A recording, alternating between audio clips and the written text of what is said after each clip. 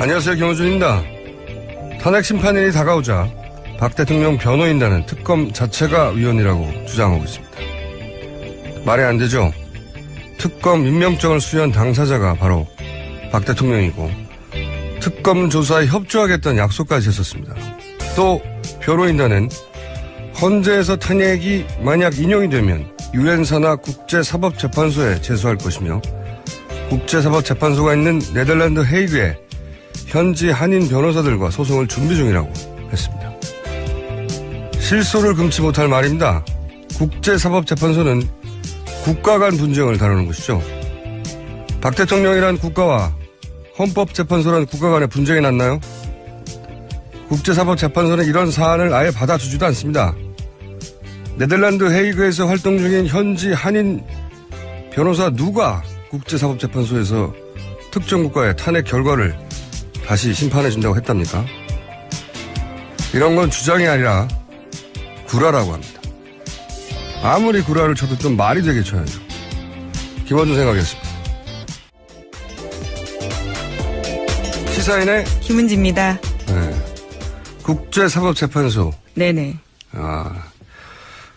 박 대통령 변호인단이 워낙 그동안 뻥을 세게 쳐서 웬만한 뻥엔 제가 면역이 돼 있어요. 이건 정말 여태 뻥 중에서도 정말 군계일 뻥이다 이건 정말. 국제사법재판소에서 헌재판 이게 제가 보기에는 가짜뉴스의 소재로 제공하는 것 같긴 한데 여기는 국가 간 분쟁을 다루는 거거든요. 영토 분쟁이나. 예, 그런 사실을 알고도 일부러 그런 주장을 할 가능성이 큽니다. 가능성이 큰 게 아니고 당연한 거죠. 이 변호사가 한 얘기인데. 이거 외교적 분쟁을 다루는 건데 박사모가 정부는 모르겠어요. 그럼 제소를 할 수 있죠. 근데 박사모가 정부라 하더라도 제소할 상대가 없잖아요. 그렇잖아요. 국가 간 분쟁인데. 참네.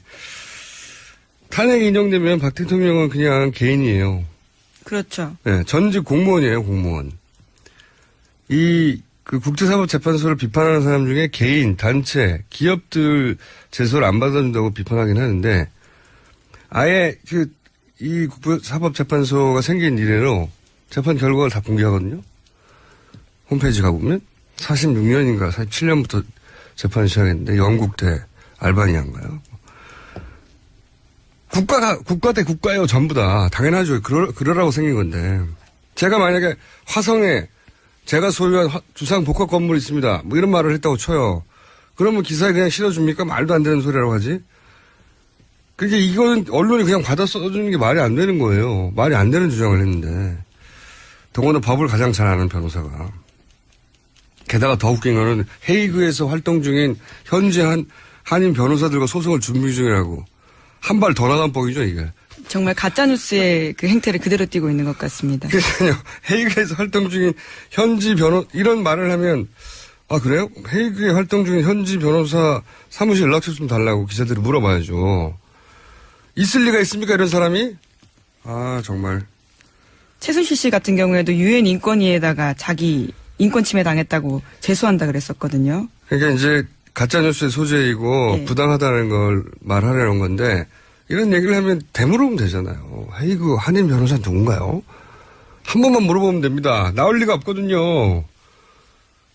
설사 헤이그에 활동 중인 현지 한인 변호사가 있을 수 있다 하더라도 더군다나 그 사람은 여기에 이 탄핵 결과를 가지고 국제사법재판소에 갈 수 없다는 거를 당연히 다 알죠. 이걸 왜 몰라요? 야, 이런 뻥을 칩니까? 이런 뉴스를 그냥 고스란히 실어주는 게 문제예요. 아, 정말. 자, 첫 뉴스는 뭡니까?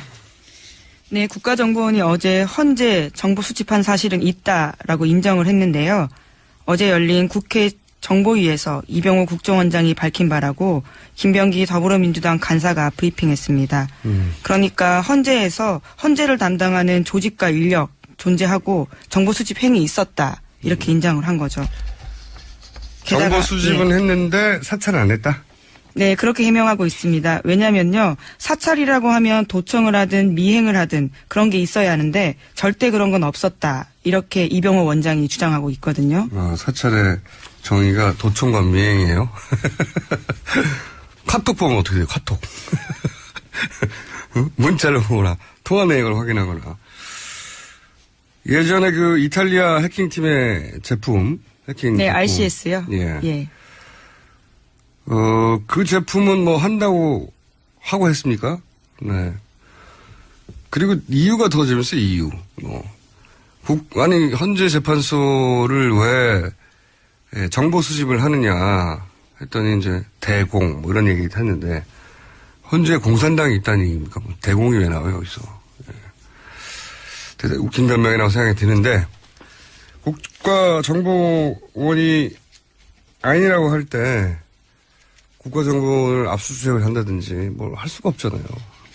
네. 이렇게 부인하겠죠, 당연히. 네, 허용된 범위에서만 여기도 한정해서 인정하고 있어가지고요. 쉽지 않습니다, 압수수색. 근데 이제 오히려 SBS가 보도했던 사실관계가 상당 정도 맞다는 건 드러났죠. 거기 실제 지목한 그 4급 직원이 대법원을, 헌재를 담당하는 건 맞다? 네, 올해 초부터 담당하고 있다라고 사실이라고 인정했습니다. 그리고 2013년, 15년은 법원을 담당한 적도 있고, 네. 이 기간이 왜 중요하냐면 그때 이제 양승태 대법관 사찰 문건 얘기가 나왔으니까요. 사실관계는 맞았어요. 예. 근데 하지만 사찰은 하지 않았다. 정보 수집만 했다. 술 마셨는데, 술 마시고 운전했는데 음주운전은 아니다. 뭐 이런 비싼 얘기죠. 다만 양승태 대법관 사찰 문건 관련해서는 그 직원이 관계없다 이렇게 밝히기도 하긴 했는데요. 그 직원이 관계없다고 예. 한 건지 예. 그 대상이 양승태 대법관이 아니라고 한 건지는 모르겠으나 여하간 뭐 의뢰 예상했듯이 부인했습니다. 예, 속칭 국정원 법조팀 있다라는 거죠. 네. 자, 다음 뉴스는요? 네, 특검 관련된 뉴스인데요. 특검이 김영재 원장의 부인인 박채윤 씨가 지난해 초 우병우 전 수석의 부인과 여러 차례 통화한 기록을 확보했다고 합니다. 그런데 박채윤 씨 같은 경우에는요, 이 사실을 적극적으로 부인했다고 하는데요. 그 이유가 최순실 씨가 우 전 수석의 부인의 휴대폰을 빌려서 자신과 통화한 거다 이렇게 이야기한 겁니다. 이게 굉장히 재밌는 뉴스예요. 이게 좀 헷갈리는데 김영재 원장, 네, 골프 치러 갔다고 당일날 아침에 4월 16일 날. 네네네. 네. 4월 16일 날 비선 시술의 혐의로 지목을 받았던 김영재 원장의 부인 박채연 씨 휴대폰 통화 내역을 보니까 거기에 우병우 전 민정수석 전화번호와의 통화가 있는 거죠. 그래서 특검이 우병우 전 민정수석하고 통화한 거 아니냐 그랬더니 아니다 하고 자기는 절대 아니라고. 예, 자긴 그런 기억이 없다라는 거죠. 그런 그러면서, 기억이 예. 없다가 아니라 자기는 모른다는 거죠. 예. 모르고 나서 근데 왜 통화 기록이 있냐고 그랬더니 그때 마침 우병우 전 민정수석과 같이 있던 최순실 씨가 예, 부인과요. 예. 부인과 우병우 전 민정수석의 부인과 같이 있던 최순실 씨가 그때 그 부인의 폰으로 나한테 전화를 한 거다. 한마디로 말하면. 근데 이제 이거는 김영재 원장 부인 박채윤 씨의 주장이 더 신빙성이 있는 것이 부인과 통화했다면 뭐 그 자체가 불법이 아니기 때문에 통화했다고 말할 텐데 자기는 모르고 그때 같이 있던 최순실 씨가 그 우병우 전 민정수석의 부인 폰으로 전화를 했다는 거잖아요. 예. 이게 재밌는 게 우병우 전 민정수석의 부인은 최순실 씨를 아는데 우병우 민정수석은 모른다고 한 게 되는 거 아닙니까? 장모도 되면. 지금 모른다고 네. 하고 있고요. 장인은 최태민 씨하고 절친이라고 이제 그런 증언이 나왔고. 예. 장모는 최순실 씨하고 40년 전부터 이제 봉사단. 봉사단. 예. 그때부터 알았던 사이라고 이제 증언이 나오고 있죠. 사진도 나왔고. 우병우 민정수석의 결혼식에 최태민 씨가 왔다고도 증언이 나왔고. 그리고 이번에는 이제 우병우 민정수석 부인이 최순실 씨와 가깝다라고 하는 정황이 나왔는데 우병우 민정수석만 몰라요. 최순실을. 온 가족이 속인 겁니다. 장인, 장모, 부인 모두가 최순실을 안다는 사실을 다 속인 거죠. 예. 굉장히 재밌는 기사입니다. 네. 앞으로 이거는 이제 검찰 특수본에서 더 추가 조사를 하겠죠. 예, 왜냐면요. 특검에서 더 수사를 진행할 수 없었던 게요. 이 휴대폰이 그러니까 대포폰이었다고 합니다. 그래서 이영선 행정관이 개통해 준 건데 사건이 터지고 버리라라고 해서 실물을 확보하지 못해서요. 더 수사를 진행하지 못했다고 합니다. 실물을 확보하지 못했지만 통화 기록이 나와 있으니까요. 예. 네, 추가 수사가 검찰에 의해서 우병우 민정수석 팀을 만들었다고 하니까 굉장히 재밌는 단신인데 재밌는 뉴스입니다. 그러니까 이제 우병우 민정수석의 가족 중에 우병우 전 민정수석의 이제 가족 중에 본인만 모르는 거예요. 네, 일관되게 모른다고 하고 있죠. 자, 다음 수는요. 네, KBS가 메인 뉴스에서 최순실 게이트, 박근혜 게이트 관련된 특검 수사 결과 발표를요, 한 꼭지만 처리했다고 미디어 오늘이 보도했습니다. 그리고 대신해서 같은 날 북한 보도만 10꼭지를 했다고 해서요, 대비되고 있고 이에 대해서 KBS 내부에서도 비판이 나오고 있다는 겁니다. 특검 수사 결과 발표를 모든 언론이 크게 받았는데 여기는 한 꼭지인데 그것도 8번째인가 9번째 뉴스였고요. 예, 나머지는 다 북한 뉴스입니다. 북한 뉴스가 10꼭지. 예. KBS 뉴스를 보면 곧 전쟁이 납니다, 우리가. 이게 이제 권력이 아직 살아있다는 방증이죠. KBS가 이러는 건. 예. KBS가 뭐 북한 뉴스가 10배가 중요하고 특검 관련 발표는 10분의 1밖에 안 된다고 스스로 판단했겠어요. 네. 뉴스 데스크가 아직 권력 하에, 영향력 하에 있다는 거죠. 원래 이 부정한 권력 스스로 물러나는 법이 없습니다. 자, 다음 수는요. 네, 또 특검 관련해서요. 박영수 특검의 부인이 관련 집회로 혼절하는 사태까지 빚어졌다고 CBS가 보도했습니다. 특검 관계자 말에 따르면 지병을 앓고 있던 박 특검 부인이 집회로 인한 스트레스를 받으면서 결국 쓰러졌다라면서요. 잠시 외국으로 나가는 방안까지 검토 중이다. 이렇게 밝혔습니다. 그러니까요. 이건 경찰이 뭐 하나 몰라요. 예전에 세월호 관련 해서 집회가 있으면 세월호 그 노란 리본 있지 않습니까? 그것도 압수했었어요. 경찰이. 근데 이 방맹이 들고 지금 특검 집 앞에서 휘두르는데 그냥 둔다는 거 아닙니까? 말이 안 되는 거죠. 네. 이 배지로 뭘 합니까? 그것도 압수했었는데 지금 경찰은 이 친박 집회에 대해서 대단히 관대한 건 명백한 사실이에요. 예. 역시 권력이 아직 살아있다는 방증 중에 하나죠. 다 수사에는 다 입건해야죠. 당연히. 예. 네, 또 특검 같은 경우에도요. 가처분 신청했거든요. 집회 금지해달라고요. 27일에 했는데요. 그 신문 같은 경우에는 6일에 열렸습니다. 그리고 아직까지도 결과가 나오지 않는데 말도 안 되는 거죠. 예, 이런 건 빨리빨리 해줘야 되는 이익이 있음에도 불구하고 가처분 심리인데도 굉장히 느리게 진행되고 있는 거죠. 일부러 그런데 다 권력이 아직 살아있다는 겁니다. 예, 박 대통령의 권력이.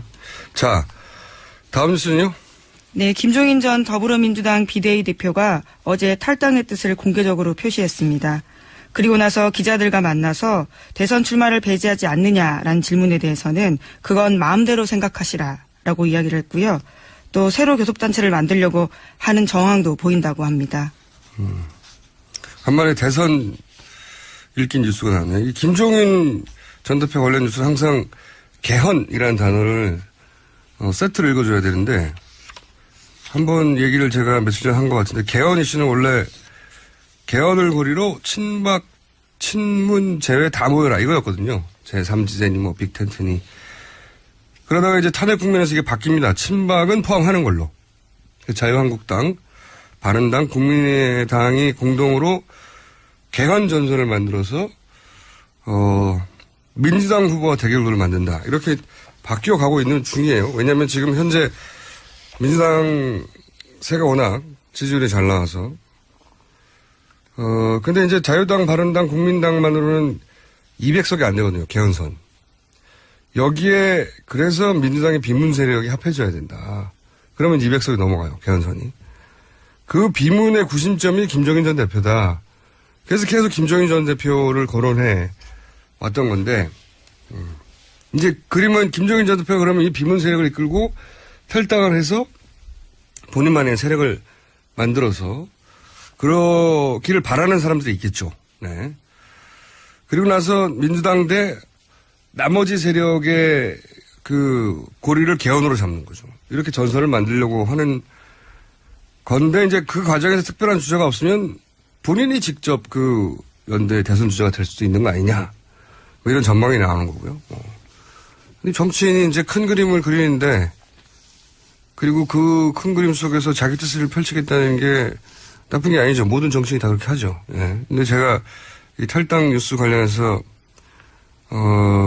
재밌었던 대목은 국론이 양분되어서라고 하던데 우선 국론이 양분이 비율이 안 맞아요. 예, 8대2예요. 양분이 아니고.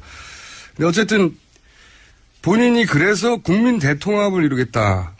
이게 탈당의 명분이에요. 국민 대통합. 설사 국론이 5대5로 양분되었다고 해도 본인이 뭐라고 국민 대통합을 합니까? 여러 당을. 국민 대통합의 상징성이 본인한테 없는데 저는 이 명분이 좀 웃깁니다. 네. 국민 대통합이 필요하다고 쳐도 그게 왜 본인이에요? 네. 하여튼 김종인 전 대표 관련 뉴스는 항상 개헌을 키워드로 같이 읽어줘야 됩니다. 네. 여기까지 하고 자 또 특검이나 최순실 관련 뉴스는 없나요? 예, 최순실 씨가요, 이번에는 장관 인사까지도 개입했다라는 서울신문 보도가 있는데요. 장관 인사뿐만이 아니라 대사, 금융권까지도 손을 뻗쳤다라는 건데, 이임순 순천향대 교수 공소장에 따르면요, 이 교수는 서창석 서울대병원장 등을 통해서 보건복지부 장관, 교육부 장관, 식약처장, 베트남 대사 후보까지 물색해서 최순실 씨에게 추천했다라는 겁니다. 이게 제가 보기에는 말이죠. 박근혜 대통령 그 변호인단이 최근에 들어서 이제 박근혜 대통령 입장이라고 계속 주장하는 그리고 최후 진술, 최후 변론 내용도 그렇지만 박 대통령은 최순실 씨 추천으로 단 한 명도 임명한 적이 없다는 게 이게 입장이거든요. 혼자의 입장이고요. 근데 이제 보면은 우리가 너무나 잘 아는 그 유명한 김종 전 차관부터 이임순 순천향대 교수 추천으로 들어갔다는 거 아닙니까? 본인이 인정했고 양자가 인정했어요. 예. 그러면 이임순 교수만 아는 사람을 대통령이 어떻게 알았죠? 김종 차관 같은 경우에는 하정희 순천향대 교수의 추천이 있었던 하정희. 걸로. 예. 참. 그리고 차은택 씨는요? 예, 차은택 씨는 스스로 밝히고 있습니다. 최순실 씨 추천을 받아서 베트남 대사는요. 베트남 대사도 최순실 인정했는데 서창석 서울대 병원장을 또 이임순 교수가 추천했다는 거잖아요. 예, 주치의로요. 예. 주치의. 그리고 차은택 씨가 추천한 사람 때 있지 않습니까? 자기 스승, 삼촌. 예. 네네. 장관 교무수석 됐잖아요. 그러니까 우리가 너무나 잘 아는 이름들, 모르는 사람들 빼고 이름들 그 당사자들이 다 인정했는데 대통령은 아니라는 거죠, 지금. 네. 심지어 대통령 말이요, 왔다 갔다 하는 게 정규재 TV와의 인터뷰에서 1월 초에 했었을 때는 문화 부분은 조금 있다. 이렇게 또 인정한 바가 있거든요. 말씀이 왔다 갔다 합니다. 네, 지금 뭐 대사, 장관, 금융권 인사도 어제 저희가 한번 다룬 것 같은데 그 독일에서 예. 신용장을 개설해서 무역회사한테나 주는 신용장을 개설해서 정유라 대출을 해줬던 그 양반을 위해서 그렇게 사기업의 인사에도 개입을 했다는 정황이 나왔잖아요. 네, 이상화 KB 본부장이죠. 또 있어요. KT 광고 담당자로 들어가 있는 사람들. 네네. 네. 이동수 신혜성 씨요. 그 사람들은 뭐 대사 장관급도 아니에요. 그냥 사기업의 광고 담당자인데 그걸 대통령이 직접 지목해가지고 그 사람들 취직시키려고 한 거 아닙니까? 예. 네, 너무 많은데 우리가 모르는 건 더 많겠죠. 그렇죠. 초반에 조금 등장했었는데요. 대한항공의 고 아무개시라고요. 거기도 인사를 개입했었다라는 의혹이 있었습니다. 지점장으로 갔던가요? 예, 네, 독일에 있다가 제주도로 갔었는데요. 제주도에 예. 그 당사자들은 인정을 해요. 당사자들은. 그리고 추천하는 사람들도 내가 추천했다고 하고 그리고 자기가 추천하는 사람이 결국 임명되는 걸 보고 깜짝 놀랐다. 뭐 이런 얘기 계속 나오는데 네. 임명권자는 아니라고 하는 거죠. 예. 나는 단 한 사람도 그렇게 한 적이 없다. 예. 말이 안 되는 거죠. 예. 그러면 어떻게 알았대요? 한 명도 그런 사람이 없다고 하면 이런 제기되는 인물들에 대해서 나는 나의 루트로 이렇게 알았다라고 반론을 제기해야죠. 차은택은 이렇게 알았다. 김종은 이렇게 알았고 다 얘기를 해야 되는데 그건 없어요. 아니다. 당사자들이 다 맞다는데 본인은 아니다. 게다가 다이어리도 나왔지 않습니까? 우리 종범실록에도. 네네. 거기에 인사 관련된 자료 정말 많습니다. 거기서 특히 그 KT 인사 같은 경우 메모 다 있잖아요. 네, 전화번호도 쓰여 있고요. 대통령이 하라고 해서 한 걸로 다 돼 있잖아요. 근데 아니라고. 자, 한 꼭지 정도 더 제목 스크린 할 수 있을 것 같은데 뭐가 있습니까? 예, 지난 6일 경기 오산공구 기지에요. 사드 발사대 2기가 사드. 예, 도착했습니다. 큰 뉴스죠. 네, 저희가 탄핵 국면이어서 사실 미루고 있는 중요한 아이템 중에 하나인데 사드는 이제 미국이 중국을 상대하는 데서 우리를 장기말로 활용하는 거죠. 활용하는 거. 저는 그렇게 바라봅니다. 중국 입장에서 바라보면 예전에 왜 케네디 시절에 구소련이 쿠바에다가 미사일 갖다 두려고 했잖아요. 그 쿠바 위기로 여기는 거예요. 중국 입장에서는. 바로 코앞에 다가오니까. 예. 바로 코앞에서 자신들이 미국에 대해서 가지고 있는 핵 견제 능력, 이거 약화시키는 장비가 오니까 중국은 이렇게 난리를 칠 수밖에 없죠. 예. 사드 관련해서 제 불만은 다른 거 다 떠나서 이게 북한이 미국까지 이제 미사일을 날릴 수 있는 대륙간 미사일을 ICBM을 개발하고 있고 그걸 탐지하려는 것도 중국을 견제하기 위한 사드인데 미국도 말하잖아요. 사드는 미국 본토 방어용이라고. 미 의회에서 예산 따낼 때 그렇게 보고해요. 본토 방어용이라고. 트럼프도 얘기하셨습니까? MD 시스템이라고. 미사일 방어 시스템이라고. 예, 예. 우리 국방부만 MD 시스템 아니라고 부득부득 우기고 있어요. 미국에서는 다 맞다고 하는데. 근데 이제 우리가 이걸 받아들여주면서 그 반대 급부로 미국으로부터 우리가 받는 게 뭐냐. 이게 있어야 될 거 아니에요. 예. 좋아. 국제 정치 역학적으로 이걸 받아줄 수밖에 없는데, 그리고 중국은 반발하는데, 우리는 이렇게 해야 할 무슨 군사적인, 외교적인, 또는 경제적인 이유가 있어. 이걸 설명해 줘야 되는데, 마치 사드가 오로지 한반도만을 위한 것이라고 거짓말을 하니까, 저는 이게 제일 큰 문제라고 생각해요. 이런 손실이 있고, 이런 이익이 있는데, 이걸 따져봐라. 이렇게 말해야 되는데, 다 아니라고. 미국이 우리를 위해 설치해 주는 거라고. 말도 안 되는 소리죠. 아니, 사드가 우리나라만을 위한 건데 미군이 왜 자기 비용으로 설치합니까? 예.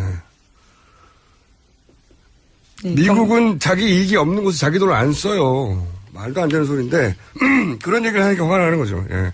미국이 우리한테 이런 걸 요구했고 우리는 그걸 내주고 거꾸로 우리는 이걸 받는다. 그런 설명을 안 하니까 화가 나는 겁니다. 기본적으로. 이 얘기는 이제 탄핵 이후에 저희가 본격적으로 다뤄보기로 하죠. 자, 오늘 여기까지 하겠습니다. 시사인의 김은지였습니다. 감사합니다.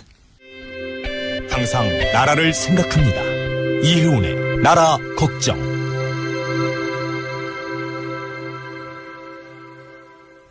나라 걱정 이전에 당 걱정이 심각한 상황입니다. 이혜훈 의원 나오셨습니다. 안녕하십니까. 안녕하세요. 네.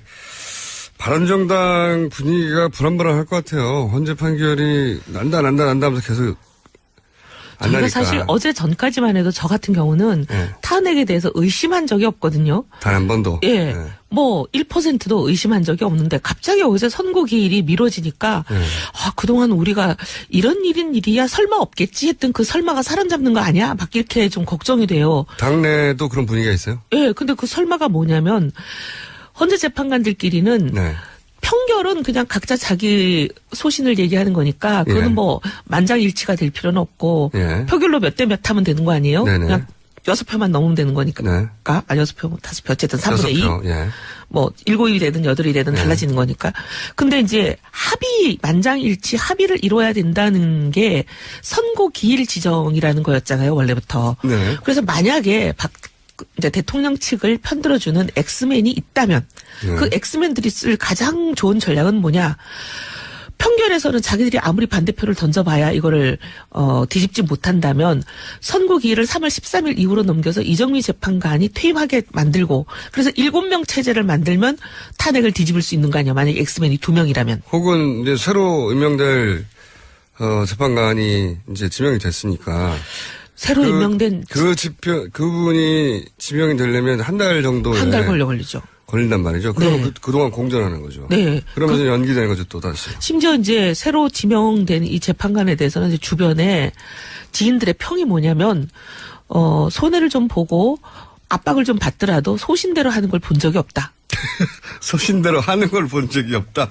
보통 그러니까 이제 앞문장을 보면 손해를 보고 압박을 받더라도 반드시 소신대로 한다에 아니 근데 그 지인들이 앞문장이- 그렇게 얘기를 해요. 뭐 사법연구원 동기생이나 이런 사람들 몇 군데 전화해봤더니 늘 보면 누구랑도 이렇게 사이가 나빠지는 걸 원치 척을 않기 지지 때문에 않고. 예, 네. 척을 지지 않으려고 하기 때문에 특히 대세를 이제 추종해야 한다. 윗사람이든 자기를 추천한 사람이든 이런 사람들과 굉장히 잘 지내려고 하는 성격이다 이렇게 얘기를 해요.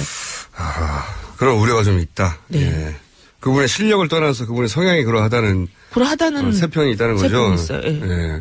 그래서 이제 걱정하시기로는 3월 13일을 이러다가 넘기는 거 아닌가. 넘기면 이건 완전 탄핵은 정말 위험해지는 상황이 되잖아요. 넘겨서 혹시 이제 그러면 7인 체제가 되니까 그럼 새로 임명하자고 하고 또 한 달 지나가게 될 거고 그리고 나서도 그 8인 체제에서 이제 그 이전과는 다른 양상 이 벌어져가지고 이게 이제 기각이 돼버린다든가 예를 들면 뭐 각하가 된다든가 가능성에 관한 얘기인데요. 새로 임명될 걸로 예상되는 분이 예를 들면 어떤 압력이나 이런 거에 영향을 받아서 예. 기각적으로 돌아선다든가 기각적으로 돌았으면 이거는 탄핵은 안 되는 거죠. 예. 계속 끌고 그냥 연말까지 갈 수도 있는 상황이 돼버리는 거예요. 두 명의 소위 엑스맨이 실제 존재하는지 아닌지는 모르겠으나 그런 얘기들이 많았는데 예. 지금 시점이면 나와야 하는 건데 아직도 안 나오는 걸 보니까 너무 불안한 혹시 거죠. 그 엑스맨 설이 사실인가? 이렇게 생각이 되면서 막 갑자기 어제 굉장히 저희는 많이 걱정했어요. 내부적으로. 예. 예. 제가 진작부터 걱정하라고 말씀드렸잖아요. 아예 근거 없는 얘기는 아니다 싶은 여러 가지 정황들이 있는데 물론 뭐 그렇다고 해서 반드시 그 두 사람 혹은 뭐 두 사람 이상일 수도 있는데 그분들을 성향 분석 뜻대로 된다는 건 아니지만 이게 안심만 하고 바라볼 일은 아니다라고. 예. 그렇다고 뭐 저희가 뭐 헌재를 압박할 수도 없고 할 수 있는 카드는 없죠. 정말 기도만 하고 있어요. 더더군다나 바른정당 같은 경우에는 탄핵을 기치로 들고 분당한 곳이기 때문에 탄핵을 기치로 분당을 했기 때문에 지금 태극기 부대는 완전히 바른정당이 배신자라는 등 완전히 그냥 바른정당만 타겟으로 해서 죽이고 있잖아요. 거기다가 또 이제 저희는 기각이 되면 전원 총사퇴 의원직 떼겠다 이렇게 했기 때문에 저희는 이제 기각되는 순간 뭐 사라지는 상황이 될 것 같아요. 저는 사라지진 않을 거라고 봐요. 아, 네. 왜냐하면은 사퇴서 내도 의장이 받아줘야 되는데 그런 국회의원 그만큼의 국회의원이 한꺼번에 사라지는 걸 국회의장이 받아줄 리가 없죠. 하지만 어쨌든 정치적으로는 굉장히 입지가 좁아지는 네. 상황이 되는 거고 네. 좁아지는 정도가 아니라 이제 뭐 어떻게 합니까 이거. 그게 말도 안 된다고 생각이 드는데 이 정도 사안에도 탄핵을 못하면 정말 어떻게 하라는 거죠? 아니 사실은 이게 뭐 바른정당의 문제가 아니라 대한민국의 문제죠. 그러니까요. 만약에 이런 혐의, 증거, 물증, 온갖 개의 증언 이렇게 나왔는데도 탄핵이 통과가 되지 않는다면 탄핵은 도대체 언제 쓰라고 만들어 놓은 제도인지. 그러니까요. 정말 이 정도 사안. 이건 헌법에서 탄핵이란 제도를 없애는 게 맞다고 생각해요. 저도 그렇게 생각하는데, 예. 하지만 우리는 8인 중에 한 명이 아니기 때문에. 자, 그리고 저희 PD가 기도하신다고 하니까 기도는 저쪽이 훨씬 많이 하는 것 같다고 지금. 그쪽이요? 3일절 나와서도 하고. 이런 말 하면 죄송하지만 도대체 누구 기도를 들으실지 분명할 것 같아요. 이번 행보에 대해서 어떻게 생각하십니까? 이 영향을 바른당에도 미칠 것 같은데, 김종인 전 대표가 탈당하셨잖아요. 네. 근데 탈당을 예고했죠. 곧 탈당할 것 같은데. 오늘 탈당계를 접수한다고 또 뉴스에 났더라고요. 야, 근데 그 뉴스들이 맞는 적이 별로 없어가지고요. 아, 그래요? 네. 그런데 여하간 이게 이제 바른정당에는 민주당에는 좋지 않은 뉴스고 바른정당에는 좋은 뉴스 쪽으로 분류될 수 있는 건데 예, 딱 그렇지만 않다 하더라도 하나의 가능성이 열릴 수도 있으니까. 자 김종인 전 대표가 우선 대선 후보로 본인이 직접 선수로 뛸지도 모른다. 이런 얘기들이 있는데 그건 어떻게 보세요? 저는 현재로서는 뛸 가능성이 99%다. 그리고 정말 앞으로 이제 뭐 정치 상황이 격변을 해서 예상치 못한 김종인 대표님 생각에 전혀 예상치 못했던 상황이 전개된다면 이게 이제 의도가 무산되는 거죠. 계획은 세웠지만 실행이 안 되는 그런 상황이 될 수 있는데 그런 특별한 이변이 없으면 저는 실행하실 것 같다. 대선 주자로 출마하실 거라고. 왜냐하면 지난 9월 달부터 벌써 주변에 있는 분들 얘기가 나온다. 그리고 상당히 준비하고 있다. 뭐 심지어 어떤 분은 실탄도 준비하고 있다. 실탄이라 하면 자금. 네. 그러니까 김종인 전 대표가 새누리당에도 있었기 때문에 그쪽 분들하고도 친하잖아요. 친한 네. 분들이 많은데 그 그런 소식통을 통해서 나온 이야기가 본인이 직접 나올 준비를 지난 9월부터 이미 하고 그때 계셨다. 9월 달에 제가 그런 얘기를 들었어요. 9월 초에. 그 이후로 쭉 들은 얘기 좀 해보세요 한번. 들은 얘기는 어쨌든 계속 그 얘기 진행형이에요. 진행형. 예, 계속 근데 이제 진행이다. 그때 당시로는 연말 전에 선언을 하시지 않을까 했는데 이게 이제 계속 생각보다는 좀 미뤄져서 오늘까지 탄핵도 있고 왔는데. 해서 이제 다 파이면 밀렸고. 예, 사실 9월 달만 하더라도 최순실 사태는 예상도 못했던 시점이잖아요. 그랬는데 이제 최순실 사태가 생기고 또 탄핵이 되고 하니까 조금 미뤄진 것 같기는 하고. 하지만 9월 달부터 이미 나왔던 얘기다. 네. 근데 어느 당으로 가지 않는다 하는 거는 그렇게 하실 것 같아요. 그래서 지금 이제 뭐 우리 당내라든지 여의도 참새들 얘기는 바른정당에서 선출된 후보. 여기 뭐 이제 정운찬 입당설까지 있으니까 거기까지 합해진다면 어쨌든 뭐 한 서너 명의. 입당설입니까? 입당 예정입니까? 제가 보기엔 입당하실 것 같은데. 네. 그것도 뭐 본인이 발표하셔야 확정되는 거니까요. 하지만 소식통이 있을 거 아닙니까? 저도 뭐 99% 입당 같아요. 자, 그럼 99% 입당 이후에 네. 바른정당에서 이제 그러면 대선 후보가 3명이 되는 거죠, 현재. 3명 되는 거죠. 3명 네. 되고 바른정당에서 어쨌든 경선을 통해서 누가 후보가 한 명 선출되잖아요. 되면 그다음에 국민의당 쪽에서도 손학규 후보가 되든 뭐 안철수 후보가 되든 누가 되든 한 명이 되고. 되고. 천정배 전 대표도 있습니다. 어머나 죄송합니다. 천 대표님 정말 죄송합니다. 네. 그런데 그렇게 되고 나면 이제 김종인 지금 전 대표 경우에는 독자 세력으로 계시다가 네. 결국은 이 독자 두- 세력이 있나요, 근데? 지금은 혼자 누가 좀 나오는데. 아니 뭐 배지가 좀 따라 나오지 않겠어요? 글쎄, 그거 쉽지 않을 것 같은데요. 최소한 진영 의원 정도는 따라 나오지 않겠어요? 그렇다는 얘기는 하긴 하죠, 요즘. 네네. 네. 어쨌든 뭐 2명이면 뭐 세력으로 봐드리죠 뭐. 예, 그렇다고 치고. 그래서 계시다가 결국 이 어떻게 보면 세 개의 스몰 텐트가 연합, 단일화, 연대 뭐가 됐든지 간에. 그럴 그렇게 때 해서 본인도 선수의 한 사람으로 나와서 그럼 하나의 빅텐트가 되지 않나. 거기서 결국은 본인이 선택받는 그런 길로 나서게 될 거다. 그런 얘기네요. 그렇게 지금 그게 이제 김종인 전 대표의 내심 생각하고 계시는 구상이 아닐까. 저도 비슷하게 생각합니다. 네. 그러면 상식적으로 보기에 그렇게 보이죠? 네, 다들 뭐 그런 정도 외에는 길이 없잖아요. 본인이 다른 길은 상상력 부재인지 제가 네. 잘 머리에 떠오르지 본인이 않아요. 정당을 만들 수도 없고 네. 그러기엔 시간은 너무 없고요. 그리고 본인이 다른 당에 들어가기에는 본인이 생각한 본인의 위상. 본인 스스로는 당 대표급인데 다른 데 들어간다는 것도 그렇고 그죠? 다른 당에서 당 대표 맡으십시오 하고 오라고 할 리도 없잖아요. 그것도 그렇고. 다들 그렇게들 생각하시는 것 네. 같아요. 그러니까 어느 정당으로는 가지 않겠다. 어떤 정당으로든. 그 말씀이 다 믿어지는 거죠. 네, 그래서 본인이 밖에 있으면 그냥 자기가 나 대선 후보야 하면 그냥 대선 후보 되는 거니까요. 경선도 할 필요 없고. 경선도 필요 없고. 예, 제가 보기엔 경선하면 집니다. 당내에서 어디 들어가서 하든 간에 다 져요. 그런데 그렇게 선언을 해서 이제 본인도 선수의 한 사람으로 뛰어들 가능성이 99%다. 그런 얘기면 오래됐다 이미. 예. 9월 달에 그 얘기 들었을 땐 되게 충격이었어요. 네. 뭐 심지어 실탄 얘기까지 나와서. 실탄. 그 정도까지 구체적으로 계획을 세우시나? 네. 이제 이게 뭐 소문이니까. 그렇게 생각했었는데 점점 시간이 지나면서 나오시는 길로 가는구나. 그렇게 생각했죠. 드디어 이제 직접 행보를 한 발 뗐구나. 근데 네. 거기다가 어떻게 보면 울고 싶은데 뺨 때려준 격으로 민주당이 또 상법 개정안까지 거의 날려버렸잖아요. 네. 저는 그 이해를 못하겠어요. 왜 그랬는지 민주당이. 그렇게 저도 개혁 모르겠어요. 얘기하면서 네.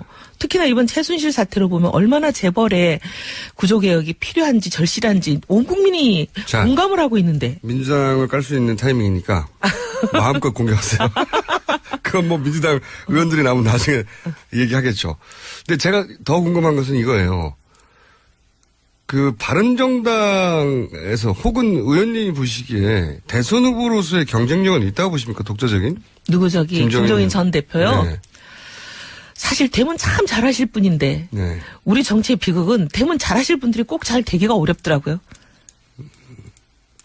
대면 잘하실 분에 동의하는 분도 있고 동의하지 동의 않는 안 하는 분도 있겠지만, 네. 어쨌든 제가 궁금한 것은 지지율이 나오겠냐 이겁니다. 한마디로 말하면. 제가 이제 함축적으로 말씀드렸잖아요. 대문 잘할 분들이 꼭 보면 되게 어려운 게 지지율이 잘 안 나온다는 뜻이죠. 지지율은 안 나올 것이다. 네. 치명적인 이야기네요. 자, 정운찬 그러면 전 총리죠. 네. 예, 정치인들은 항상 직전에 가장 높은 직책을 불러줘야 되니까. 정운찬 전 총리는 얘기가 거진되어 가는 중인 걸로 지금 보이는 건데 그러면 그죠? 정운찬 총리 입장에서도 선택지가 많지 않은 것 같아요. 그렇죠. 네, 왜냐하면 국민의당은 감정적으로 틀어진 것 같고요. 아유 개문발차라고 얘기하는데 얼마나 모멸적이에요. 개문발차가 뭐예요? 원래 그쪽으로 가야 할 여러 가지 가능성을 마음이. 타진하고 계셨던 것 같아요.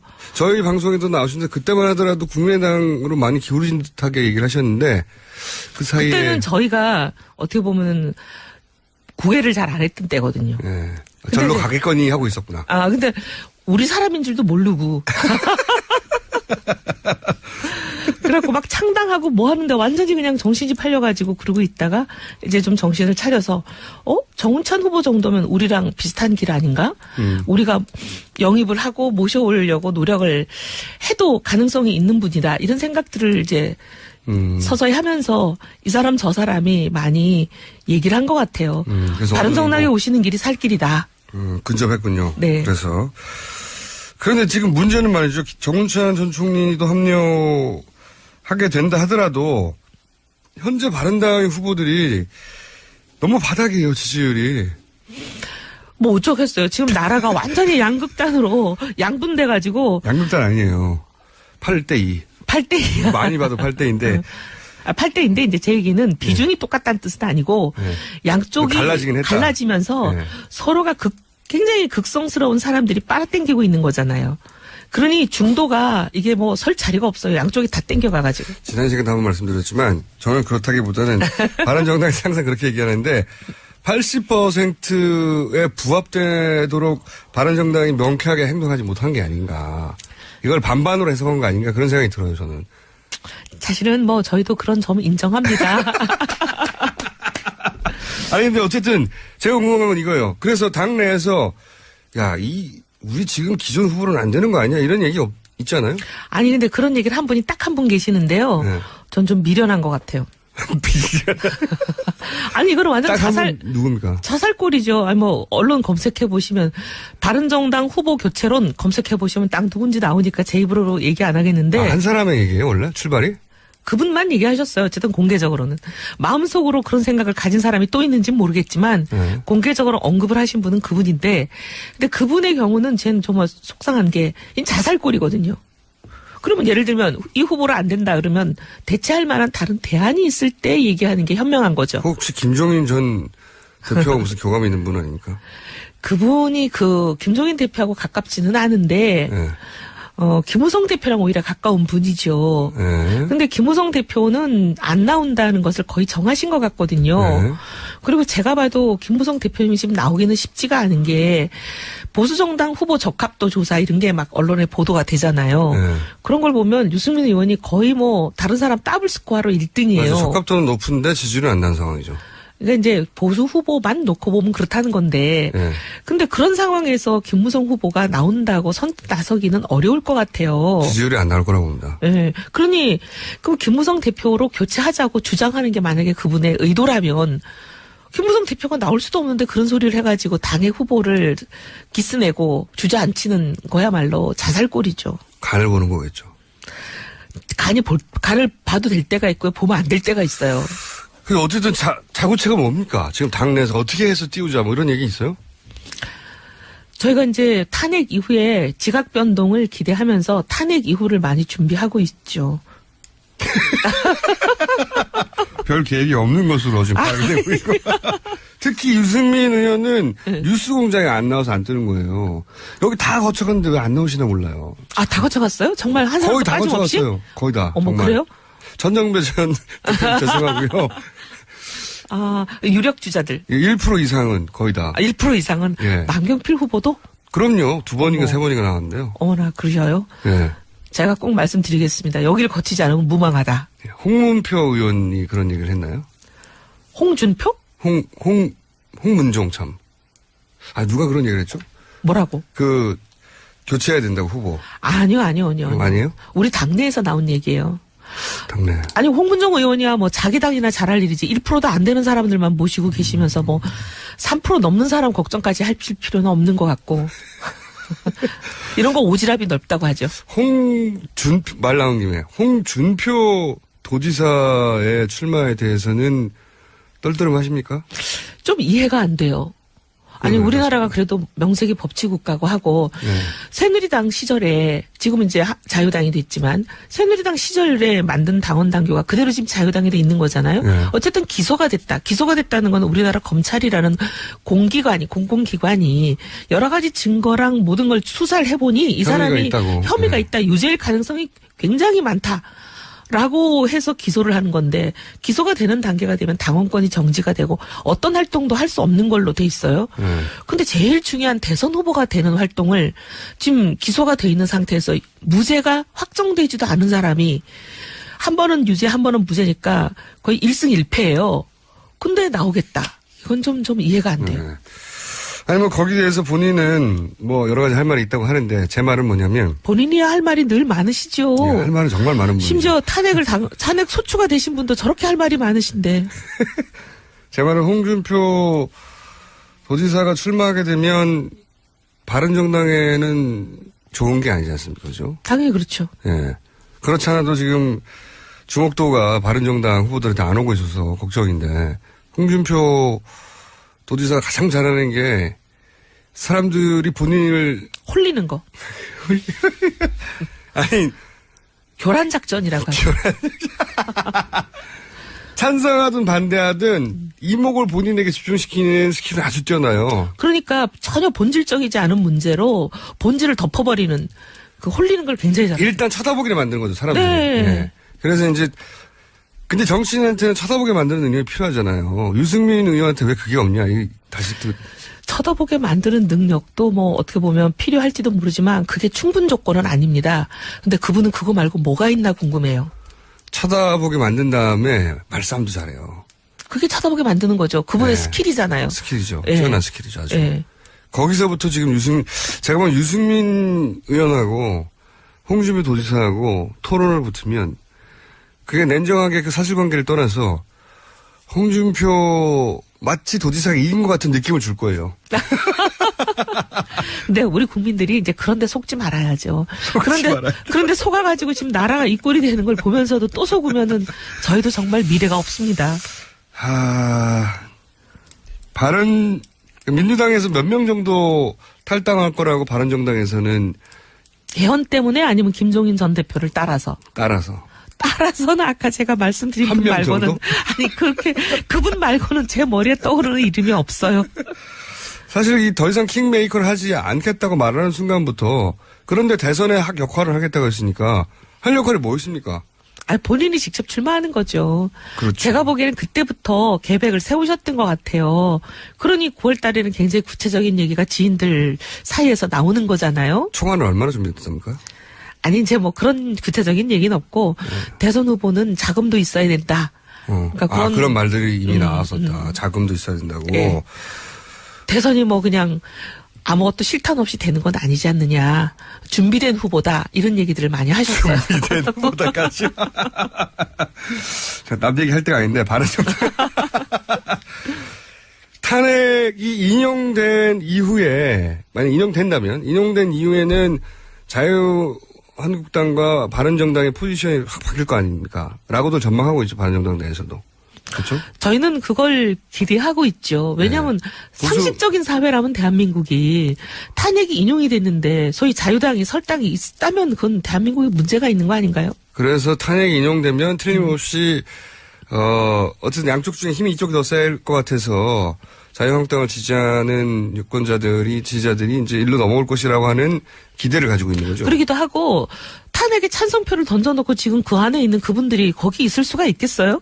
탈당도 할 것이다. 아니 자유한국당에서. 탈당을 안 하면 그분들은 왜 정치를 하는 탈당 거며? 몇 명 할 걸로 얘기되고 있어요 지금. 왜냐하면 30몇 명이 지금 거기에 찬성표를 찍어놓고 앉아 계시는 거잖아요. 그러면 그 작업도 하고 숫자를 딱 있습니까? 계속 계산하면 66명이 찬성표를 민주당 그렇죠. 이외에서 찍었다고 생각이 되는데 예. 물론 일일이 확인한 건 아니지만 근데 문제는 그럼 우리가 32명이니까 적어도 저쪽에 더 많이 남아 있는 거 아니에요 우리보다? 그렇죠. 예, 우리보다 더 많이 남아 있는 저분들은 도대체 뭔가요? 그러면서 지금 당론은 탄핵은 되면 안 된다. 그다음 대통령은 죄가 없다. 이런 식의 대세에 휩쓸려 가지고 그냥 가만히 계시는 거잖아요. 그럼 왜 힘이- 탄핵을 찬성하신 건지? 힘을 여전히 친박이 가지고 있다는 거죠 당내에서. 네. 그러니까 그분들은 거기에 계속 있으시면은 안 되죠. 정치 도의상. 그러면 그분들이 탄핵 인용과 함께 탈당할 거라고 전망 정도가 아니라 접촉이 있습니까? 접촉은 뭐 이제 개인들끼리 3, 4, 5 친한 의원들 통해서 우리가 언제 가야 돼? 언제 나오면 좋은 거야? 뭐 이런 얘기들을 하신다 그래요. 언제 가면 좋은 거야. 예. 그런 얘기가 뭐 있기는 하지만 그게- 구체적으로 뭐 그런 게 한 30여 명 된다. 아니 그런 접촉을 하는 사람이 30여 명이라는 얘기가 아니라 접촉을 하는 사람은 몇 명인지 안 쉬어봤는데 접촉을 해야 될 사람이 30 몇 명인 거죠. 그렇군요. 탄핵 결과에 따라서는 이제 확 바뀌겠군요. 확 바뀌기를 기대하는데 우리 대한민국이 제발 좀 이제 정상성을 회복했으면 좋겠어요. 자, 오늘 여기까지 하고요. 네. 탄핵을 위해서 기도 중이신 이혜훈 의원이었습니다. 특검은 박근혜 대통령과 최순실 씨가 경제 공동체라고 발표를 했습니다. 이 두 사람의 관계를 제대로 이해하려면 시간을 한참은 거슬러 올라가야 하죠. 그리고 가족이 아니면 알 수 없는 내용도 많습니다. 해서 오늘 저희가 이분을 어렵게 모셨는데요. 조순재 녹취록으로 알려진 조순재 씨, 최태민 씨의 의붓아들이죠. 장남 조용래 씨 스튜디오에 직접 나오셨습니다. 안녕하십니까? 네, 안녕하십니까? 네. 어려운 걸음 해주셔서 감사하고요. 우선 최태민 씨 가족관계 워낙 복잡해가지고 간단하게 그것부터 정리를 좀 해보죠. 아버지 조순재 씨가 최태민 씨의 의붓아들이죠. 네, 그렇습니다. 네. 여기서 의붓아들이라는 건 그 최순실 씨의 모친 임선희 씨. 네. 예, 본인에게는 할머니 되시는 거죠? 네, 예. 그렇습니다. 그런데 이제 최태민 씨와 재혼하기 전에 이전 혼인에서 낳은 아들 이렇게 되는 거죠? 예, 그렇습니다. 첫 번째 결혼하셔서 예. 낳으신 첫 번째 자식이고 첫 아들이에요. 장남이시고. 네네. 예, 관계가 그렇습니다.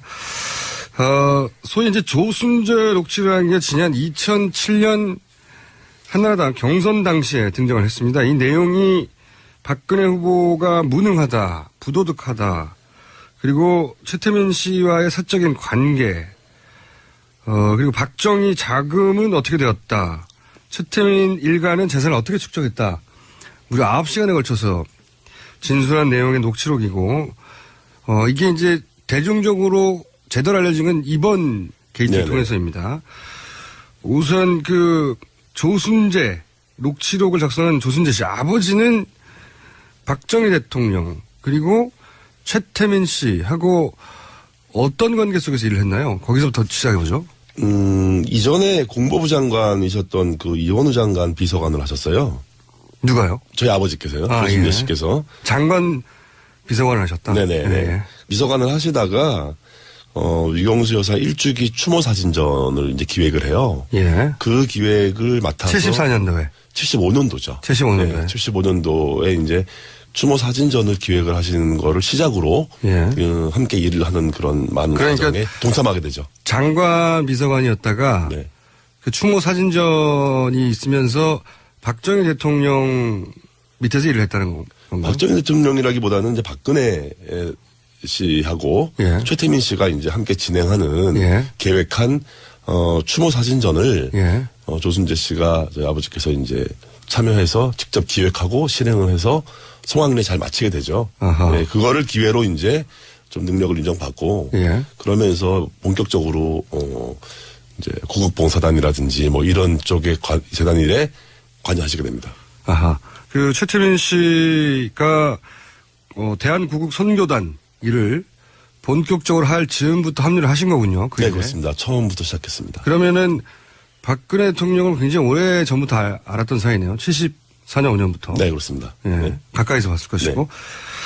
자, 그렇게 맡게 돼서 이제 그 이후로 쭉 처음에는 구국 선교단으로 출발하셨고 그 이후에는 어떤 일들을 박근혜 대통령이 어떤 일들을 도맡아 하셨는지 좀 설명을 해 주십시오. 75년부터 이제 구국 선교단 홍보실장으로 일을 하셨고요. 홍보실장이요? 네. 그러면서 이제 많은 그 단체들이 생겨나죠.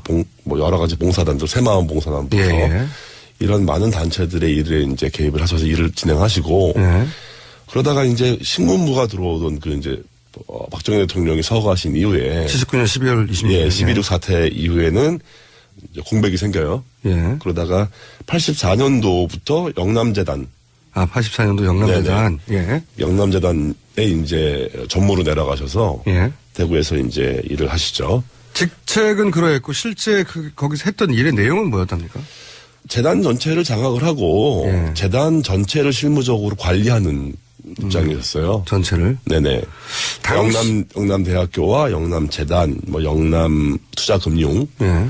그러니까 영남투자금융은 영남대학교가 1인 주주였던 예. 회사였고요. 그리고 알려지기로는 영남대가 당시에 재산을 빼서 최태민 씨에게 넘겨주고 뭐 이런 일들이 있었다고. 네네. 그런 고발들이 있었는데. 네. 그 내용도 좀 설명해 주시죠. 아마 제가 알기로는 이제 아버지 하셨던 일이 예. 최태민 씨에게 예. 최태민 씨가 원하는 일들을 예. 직접 실행을 해서 전달을 해주는 원하는 일들이라는 건 여기서 이제 뭐 자금이든 뭐 인사권이든 뭐 이런 예. 전반적인 재단 관리 업무를 총괄 관리를 했었기 때문에. 총괄했다는 거죠. 네. 예. 거기에 자금도 들어가 있는 거죠. 네, 그렇겠죠. 네. 제가 듣기로는 아버지 최태민 씨가 가장 후회했던 일 중에 하나가 박정희 전 대통령의 그 돈을 최태민 일가에게 옮긴 것이다. 네네. 라고 이야기한 적이 있다는데 이게 내용이 어떻게 되는 겁니까? 그러니까 기본적으로 아버지는 자기가 기여한 부분이 예. 어떻게 직접적으로 기여했는지 명확하게 설명하시지 않았지만 예. 자기가 그렇게 기여했고 자기가 개입했다라는 부분에 대해서 예. 자책을 되게 많이 하셨어요. 그 자책했다는 내용이 이게 자기가 어떤 식으로건 그렇게 박정희의 자금을 예. 최태민에게 넘어가게 하는데 예. 자기가 일조했다. 아하. 맡은 역할이 후회스럽다. 이제 그런 부분을 많이 자책하셨죠. 네. 생전에. 네네. 그러니까 박정희 전 대통령의 뭉칫돈이 어디 갔느냐 말들 얘기하고 또 일각에서는 그것이 최태민 씨에게 옮겨졌다라고 주장하는 사람들도 있는데 아버지가 생전에 본인이 그런 역할을 일부 했고 네네. 거기에 대해서 후회했다. 네네. 그렇군요. 그리고 이제 당시 아버지가 2007년에 이명박 캠프를 굳이 찾아가서 네네. 박근혜 당시 후보가 대통령이 되면 안 된다고 얘기하면서 굉장히 오랫동안 진술을 하였고 그것이 지금까지도 남아있는 소위 이제 녹취록입니다. 조선제 녹취록. 왜 일단 여기 찾아가게 된 배경도 조금 있죠. 예. 이제 박근혜 대통령 후보가 예. 당시 아버지를 모른다라고 얘기했던 부분. 처음에 거기서부터 시작합니다. 네, 거기서 시작합니다. 이제 네. 거기에 대한 분노, 네. 자신의 일생이 해왔던 일이 부정당하는 비애. 75년부터 했는데. 네, 그렇습니다. 네, 그런 거가 많이 있었고요. 아버지가 그런 녹취를 남기거나 증언을 해야겠다. 그래서 검증 과정을 다시 한번 좀 치밀하게 해서 박근혜 후보가 되는 거를 좀 막아야겠다 하는 의도는 분명하셨고요. 근데 그래서 이제 그쪽 이제 접촉을 했고 예. 그 과정에서 당시 한나라당의 이명박 캠프 당직자들도 예. 굉장히 적극적으로 아버지한테 이제 증언을 해달라 예. 요청을 하고 찾아오고 이렇게 해서 증언이 이루어지죠. 예. 근데 이제 그 내용들을 보면 한마디로 요약하면 박근혜 대통령 후보는 대통령감이 아니다라는 얘기가 큰 덩어리예요. 네네. 그다음에는 이제 재산 관련된 이야기가 또 있는데 그리고 이제 최태민 씨와의 이제 사적인 관계. 네. 최태민 씨의 사적인 관계는 본인은 잘 모르실 테고 그렇죠. 그렇죠. 예. 모르실 테고 특히 이 박근혜 대통령이 대통령감이 아니란 얘기는 생전에 아들한테 했을 법도 한데요. 많이 하셨죠. 네. 왜 대통령감이 아니라고 하셨어요? 근데 기본적으로 거짓말이라는 부분인데요. 거짓말이요? 예, 사람이 거짓말을 한다는 게 그 거짓말을 하면 표가 나게 돼 있거든요. 예. 근데 전혀 표 안 나고 자신조차도 진실이라고 믿고 하는 거짓말. 아, 그렇게 표현하셨어요? 네네. 예전에? 예. 그래서 그런 그 지독한 거짓말을 하는 사람이 지도자가 됐을 때, 불행한 나라, 비극의 나라가 될 거다. 그런 거에 대한 게 있으셨고, 오랫동안 같이 일을 하면서 이제 아버지가 겪은 박근혜 씨. 네. 이사장으로 있었고 본인이 네, 실무를 네. 총괄했으니까 그러니까 업무적으로 능력이 없음. 업무적 능력. 업무적인 능력이 없다는 거를 뿐이 아니라 무책임하다는 부분. 다시 말하면 어떤 이제 의미에서 무책임? 뭔가 일이 잘못되고 나면 책임은 자기는 회피하고 쏙 빠지고 다른 사람들이 다 이제 대신 뭐 책임져야 되고. 본인 모른다고 거짓말하고. 네네네. 네. 그게 이제 하루 이틀 된 일이 아니라는 거죠. 아, 그래서 결국은 그 평생 도와준 자기도 모른다고 한 것에 이제 폭발하신 거군요. 뭐 그것도 폭발했지만 사람들은 이제 아버지를 아는 많은 분들은 오해를 충분히 할 수 있는 상황이긴 했어요. 어떤 의미에서? 뭐 박근혜 정도 되는 사람이 당신을 모른다고 하면 당신 뒤로 좀 뭐 받은 거 있지 않냐. 뭐 와서 뭐 미안하다 그러지 않더냐. 뭐 좀 보상 좀 받은 거 있냐. 이런 식의 비아냥들이 있었고요. 아, 주변에 두 분의 관계를 알던 사람들이 그렇죠. 오래된 공개적으로 모른다고 친구들은 다알 했는데 수밖에 없잖아요. 네, 다 약속된 거 아니냐. 예, 뭐 짜고 친 거 아니냐. 아. 뭐 그런 거에 대해서 아버지가 근데 그런 게 전혀 없었어요? 전혀 없었어요. 아버지는 그냥 한 방에 당하신 거예요, 그냥? 그냥 그거에 폭발하신 거죠. 예. 자기가 결국 그렇게 남겠구나 사람들 기억에. 그런 거에 대해서는 못 참았던 부분이 있어요. 그게 거짓말도 너무 많았고 네네. 본인이 그러니까 평소에 이제 아드님한테 항상 했던 얘기고 거짓말 너무 많이 한다고 그리고 책임도 지지 않는다. 무능하다. 네네. 뭐 이런 얘기네요, 전반적으로. 예. 그러니까 그 부분들이 이제 어디에 맞닿아 있냐면 진정서에도 나오고 예. 표현 이제 언급되는 표현이지만 국정농단이라는 단어가 나와요. 명시적으로. 그래서 유신 시절에 최태민이 국정농단을 했던 부분을 검증해야 될 필요성을 제기하셨고 예. 그 이후에는 이제 최순실이 어떻게 국정농단을 할 거라는 아하. 그런 가능성도 이제 예견을 하신 거죠. 예. 가까이서 봐왔으니까요. 네네. 예언서에 가깝네요, 이게 사실은. 자, 오늘 특별히 모신 이유 중에 하나입니다. 그러니까, 현재 특검은 경제 공동체라고 이제 표현을 했어요. 결국은 이제 최순실에게 돈이 가는 것은, 뇌물이 가는 것은 박근혜 대통령에게 돈이 가는 것과 마찬가지다. 네네. 사실상, 경제를 공유해왔다. 돈을. 뭐 이렇게 특검은 발표를 했습니다. 발표를 했는데, 두 사람의 관계가 경제 공동체라고 하는 특검의 발표에 개인적으로 동의하십니까? 보아오신 바로는? 뭐 100% 이상 동의할 수 있고요. 그래요? 네. 뭐 사실은 그 조영래 씨가 이 이야기를 또 하나의 가족이란 책으로 조만간 출판하실 계획이신데, 예. 제가 이 책을 이제 출판을 하면서 책 타이틀을 예. 또 하나의 가족이라는 타이틀을 제가 결정하게 됐어요. 어차피 가족이라는 게 이제 가족 공동체라는 거는 경제의 주체를 분리하기가 어렵잖아요. 그렇죠. 의미도 없고. 네. 그러니까 그 정도의 공동체적인 의미가 가족적이다라는 거를 이제 사실은 의미를 가지고 아, 그런 의미군요. 하게 된 거예요. 박근혜 대통령이 사실은 최순실 일가와 가족이었다. 그 정도 가족 관계라고 할 수 있을 정도라는 거죠. 네. 그러면 좀 구체적으로 본인이 보기에 또 이것은 경제 공동체라고 할 수밖에 없다. 어릴 때는 뭐 그런 표현을 쓰지 않으셨겠지만 네네. 자연스럽게 받아들였겠지만 지금 되돌아서 되짚어보자면 이런 것들을 보아서 뭐 틀림없다. 그런 구체적인 사례를 좀 얘기해 주신다면요. 기본적으로 박근혜 대통령께서 대통령 되기 전에 이제 사인으로 계시는 동안에 네. 개인적인 경제 활동을 하신 게 없어요. 돈을 벌어본 적이 없습니다. 네, 소비 생활도 하신 게 없고 직접 소비 활동을 하질 않았으니까. 그러니까 물건도 자기가 직접 뭐, 사본 적이 없다고 하니까. 뭐 박근혜 씨 집에서 이제 살림을 도와주는 가사 도우미부터 예. 운전기사, 예. 뭐 경비원 예. 이런 사람들도 저희 어머니가 이제 뭐 특히 이 가사 도우미 같은 경우는 저희 어머니가 아는 분을 지인을 이제 보내주셨고 예. 그분들에게 들어가는 뭐 급여나 비용. 예. 또 생활비, 예. 하다못해 장을 봐서 식재료를 구입하는 비용 예. 이런 것들을 직접 박근혜 씨가 지불하지 않았으니까요. 그 돈은 어디서 나왔습니까? 임선희 할머니한테서 나와서 저희 어머니가 집행을 하고. 최순실 씨의 모친이자 네네. 본인에게는 할머니가 되는 네네. 임선희 씨가 그 돈을 다 냈다. 네. 들어가는 모든 돈이 다 임선희 씨로부터 나왔다. 네, 그렇습니다. 예. 본인이 직접 벌어서 뭘 써본 적이 없다. 네네. 그러면 어머님이 이 박근혜 대통령에게는 어떤 역할을 해주셨어요? 어머님은 또? 그러니까 아까 말씀드린 대로, 가사 도우미도 저희 어머니가 이제 결정을 해서 보내주신 분을 이제 믿고, 예. 이제 오랫동안 한 12년, 13년 이 정도를 이제 일을 해주신 분이 계세요. 예. 그리고 이제 어머니는 자주는 아니라고 하시지만 이제 가끔 박근혜 씨 집을 방문을 해서 예. 가사를 좀 챙겨드리고 예. 또 건강관리도 좀 챙겨드리고 건강관리를 했다는 건 어떤 의미입니까? 많이 몸에 안 좋으시고 아프고 그럴 때는 이제 주사를 좀 놔주시고. 그래요? 어머님이 네. 주사.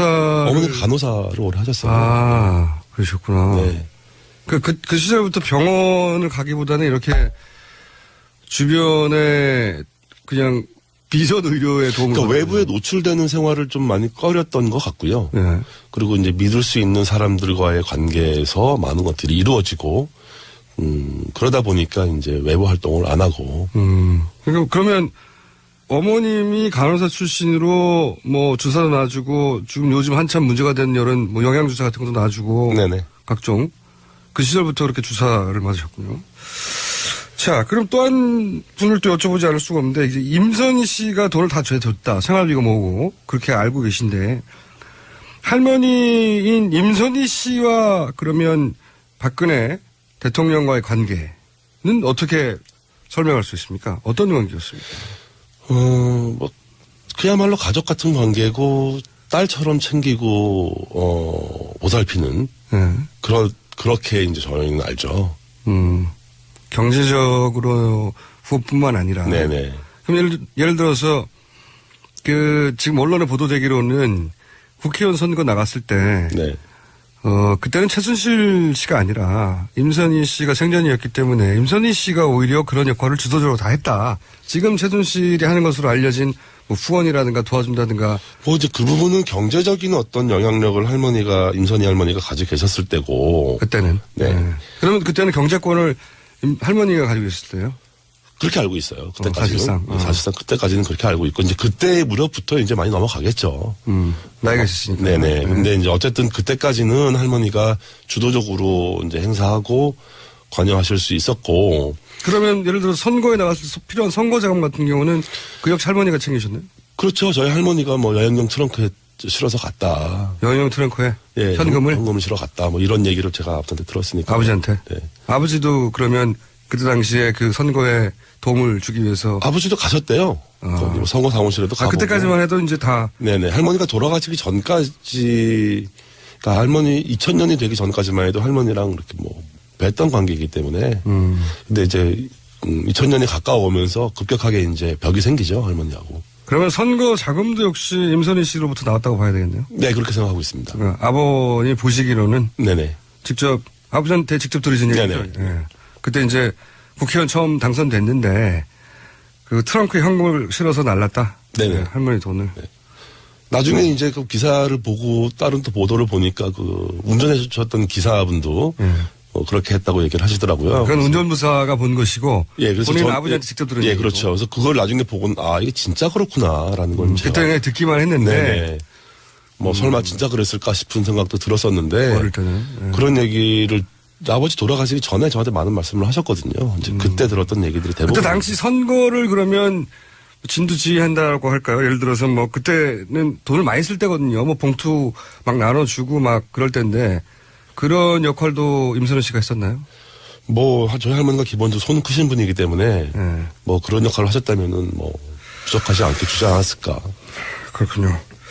그리고 특검에도 참고인으로 나가셨죠. 네네. 최근에. 특검에서는 어떤 걸 물어봤고 어떤 내용을 진술하셨어요? 이제 할머니 재산 관련해서 재산 역시. 예, 이제 차명이 어떻게 형성돼 있는지 그 많은 차명을 사용했던 사람들이 이제 대부분 가족 관계에서 그러니까 먼 친인척까지 다 동원됐다고요? 다 동원됐기 때문에 그 중에 이제 어떤 사람들과 관계를 파악할 수 있냐, 알고 있느냐는 거. 아, 이 사람들이 누구냐? 네네, 주된 질문이었고요. 이름들이 너무 많이 네, 나오니까. 제가 뭐 모르는 건 모르고 아는 건 안다고 말씀드리고 본인이 아내 이름도 등장하던가요? 예, 있었습니다. 네. 그런데 이제 그분들이 이제 차명으로 그런 재산을 관리하거나 그 사람 이름으로 되어 있었다는 거죠. 말하자면. 네네, 그렇습니다. 근데 이제 본인이 모르는 이름도 많이 있었고. 예. 그렇군요. 그 차명 관련을 확인해 주려고 하셨군요. 그러니까 임선희 할머님 중심으로 해서 할머니의 친인척 관계, 최태민 씨도 관련이 있겠지만 친가 외가의 친인척들이 쫙 있던가요? 뭐 거의 망라돼 있다고 봐도 무방할 것 같고요. 뭐 깜짝 놀란 건 저희 외조부님 이름도 나오니까. 외조부님요? 예, 사실은 연결고리가 없거든요. 아하. 저희 외할아버지가 저희 친할머니의 그 차명 관련에 연결될 가능성은 없는데 네. 어떻게 보니까 저희 외할아버지 이름도 나와요. 그래서 이게 그 당시에 아버지가 진짜 무슨 짓을 했었던 건가. 저 자체도 저 스스로도 좀 의아하죠. 그런 역할을 아버지가 하셨군요. 네네. 그리고 나서 아버지는 그런 식으로 그 박정희 전 대통령의 재산을 사실은 세탁이죠, 일종. 세탁을 해서 이렇게 합법적으로 차명으로 뿌려놓은 것에 대해서 후회하셨다, 나중에. 그러니까 그 전체 과정, 어느 한 부분만 개입하셨다라고 보기는 사실 어렵고요. 네. 좀 큰 맥락에서 보면 전 과정에 개입을 하셨는데 그 전체가 후회스러운 거였겠죠. 네. 그러셨구나. 네. 아버님 돌아가신 게 아쉽네요. 지금 사실 살아계셨으면 누구보다도 정확하게 본인이 직접 하신 일이니까. 아버지가 살아계셨으면 대통령 되시기 힘들지 않았을까. 힘들었지 않았을까 생각하죠. 그렇겠군요. 네. 그 초기 75년부터 시작해서 그 전 과정을 다 함께 하셨으니까. 네네. 그리고 뭐 총괄도 했고 당연히 그 속에는 자금도 들어가고 네네. 그리고 지금 말씀하셨듯이 외조까지 등장할 정도로 그러니까 뭐 양가 최태민 씨도 결혼을 워낙 복잡하게 해가지고 친척이 많지 않습니까? 양가 모든 족보를 놓고 이렇게 다 뿔뿔이 재산을 차명으로 숨기거나 했을 가능성이 높겠네요. 그렇게 보고 있습니다. 네. 제 개인적으로는 뭐 그런 심증이 많죠. 그러면 지금 특검이 확인했다고 하는 뭐 한 2,700억도 그게 다가 아니라고 생각되시겠습니다? 특검이 끝나고 검찰로 수사가 넘어갔잖아요. 예. 이제 검찰이 좀 더 치밀한 수사를 이어간다면 예. 더 정확한 관계를 좀 밝힐 수 있지 않을까. 그게 중요한 이유는 이제 이 국고 환수 문제로 예. 어떻게 이 논의가 이어질 거냐. 정말 국고 환수가 실현될 거냐. 그 부분을 좀 주의 깊게 보고 있습니다. 지금 하신 맥락에서 쭉 이야기를 정리하면 결국은 박정희 대통령의 어떤 그 비자금이랄까요? 돈으로부터 이 종잣돈이 시작된 거네요. 그렇습니다. 네. 그게 이제 최태민 씨 소유로 이전이 됐고 그것이 차명으로 뿌려져 있었고 그리고 그게 이제 박정희 대통령 돈으로 시작됐고 관리는 최태민 씨 쪽이 했기 때문에 사실은 뗄래야 뗄 수 없는 종잣돈은 여기서 나왔지만 관리는 최순실 일당이 한 거기 예. 때문에 공동체다. 예. 그래서 제가 이제 이 또 하나의 가족을 얘기하게 된 이유이기도 해요. 이 책을 굳이 꼭 쓰셔야 하겠다고 결심하는 계기가 있나요? 한국에 들어오기 전에 이거를 사실 초고를 쓰면서 예. 이제 쓰게 된 계기가 있어요. 한국에 굳이 돌아오신 이유는요? 이제 휴직을 했어요. 휴직하고 책을 좀 내야겠다. 최순실 사태 터지고 나서. 네네, 터지는 초기에 이 사태를 보면서 이제 아버지에 대한 보도가 나오고. 그렇죠. 아버지 육성이 이제 방송에서 나오는 걸 보고. 예. 마음이 굉장히 괴롭더라고요. 배우셨겠죠. 잘못하면은, 정확하지 않은 역사가 남으면, 좋지 않겠다. 본인이 아는 한. 네, 아는 한. 최대한. 진실을 좀 남겨야겠다는 생각을 했었고요. 사실 솔직히 말씀드리자면 아버지가 불쌍해서 시작했어요. 아들의 입장에서. 뭐 좋은 일은 아니고 불의한 일에 가담했지만 평생 한 일에 대해서 부정당하고 모른다. 부인당하는 그 아버지. 뭐 당당한 일이라도 했다면 차라리 괜찮겠지만 그런 아버지가 불쌍하고 눈물이 나더라고요. 그래서 이거 좀 책으로 써서 진실을 좀 남겨야겠다. 그리고 그렇게 아버지가 이제 그 생을 마감하기 직전에 절대 저 사람 대통령 되면 안 된다고 했던 사람이 결국은 됐고요. 네네. 그리고 아버지가 예견했던 그대로 국정농단이 일어났고. 자, 그러면 이 책을 통해서 아직 책도 나오지도 않았는데 저희가 이제 인터뷰를 하는 겁니다. 얼마나 훌륭합니까, 저희 방송이. 감사합니다. 예. 네. 이 책을 통해서 국민들에게 꼭 하고 싶은 이야기가 있습니다. 네. 네, 어떤 겁니까? 우리가 알고 있는 이 마주대한 이 현실이 본질은 부정부패다. 그렇죠. 오래된 부정부패라는 거죠. 이 본질을 벗어나면 다른 논의로 빠지게 돼요. 이제 프레임이 바뀌는데 이게 무슨 뭐 권력 경쟁도 아니고 뭐 신구 세력의 경쟁도 아니고 뭐 보수와 진보의 대결도 아니고 이건 그냥 완벽하게 100% 부정부패 얘기다. 이거를 뿌리 뽑는 계기가 돼야 되겠다. 그래서 이게 저는 개인적으로 탄핵 반대합니다. 아, 그래요? 네. 뭐 탄핵이 된다면 적당하게 타협하고 적당하게 이제 협의해서 또 이제 뭐 소위 말하는 구렁이 담 넘어가듯이 넘어가는 그런 걱정을 하신다, 오히려. 다음 세대와 이전 세대 중간에 있는 제 입장에서 본다면 탄핵으로도 부족하다고 생각하시는군요. 네, 그렇습니다. 예. 탄핵이 절대 되면 안 된다가 아니라 탄핵만으로도 이 책임을 다 물을 수 없다. 네네. 그런 말씀이시네요. 네네. 자, 오늘 말씀 감사하고요. 오늘은 여기까지 듣고 저희가 책이 제대로 나오면 저희 다시 한번 모시겠습니다. 네, 알겠습니다. 네. 그 전까지는 딴 데 인터뷰하시면 안 됩니다. 알겠습니다. 자, 어려운 자료 해주신 최태민 씨의 의붓아들, 조순재 씨의 장남. 예, 이분들 이름을 다 알아야지 결국 오늘의 주인공님이 등장합니다. 장남 조영래 씨였습니다. 감사합니다. 네, 감사합니다. 조영래 씨 책 원고 일부를 제가 사전에 확인을 했는데 그 내용 중에 최태민 씨와 박근혜 대통령의 사적 관계에 대한 내용도 있습니다. 대단히 구체적인 장면을 조영래 씨 모친이 직접 목격한 건데요. 예. 목격한 상황에 대해서는 역겹다. 이렇게 모친이 표현하고 있는데 어떤 상황인지는 책에 출간되면 확인하실 수 있겠습니다. 불친절한 에이스 시간. 친박 집회 동원 제보 문자가 좀 있습니다. 네. 김천에 사시는 외숙모가 이 탄핵 반대하는 친박 집회에 참석하셨는데 일당 5만 원을 받고 하루 종일 고생하셨다. 네. 이 일당 5만 원에 대해서는 일단 이번에 주장이고요. 여튼 이런 제보 문자들이 제법 있습니다. 그리고 버스, 택시에 의해서 이제 태권 도장을 운영하는 태권 도장에서 운영하는 노란 버스의 기사님. 네. 아주 재밌어요. 차에 탄 초등학생들과 시국에 관해서 열띤 토론을 벌이고 있다고. 네. 태권 버스 기사님. 네. 아주 훌륭하십니다. 그리고 또 색다른 곳에서 뉴스동장 듣는 제보 계속 이어지는데, 경기도 모 부대 군 간부의 부인입니다. 네. 근데 PX를 지나가는데 뉴스 공장에 나오네요. 좋습니다, 아주. 예. 여기는 순천의 한 병원입니다. 정형외과 5인실인데요. 내 옆에 환자가 뭔가를 들으면서 킥킥거리는 겁니다. 알고 봤더니 김어준 뉴스 공장. 네. 가구 박사입니다. 매일 많은 화물차가 집결을 했는데 모든 사람이 들을 수밖에 없도록 뉴스 공장 볼륨을 최대치로 키우고 있습니다. 훌륭하신 분들이 참 많군요. 네.